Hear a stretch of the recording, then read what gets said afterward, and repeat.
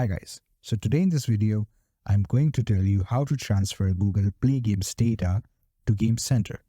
So without much ado, let's get straight to the topic. Whenever you need to transfer any kinds of data from Google Play Games to Game Center, in either of the applications, you have to make sure that the account you're using has the same email.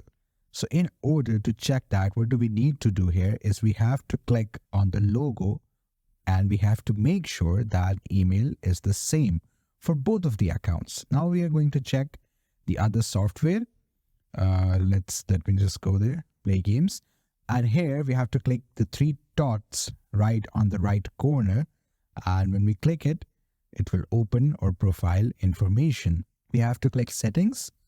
And once when we click settings, it will open up. So let me click it.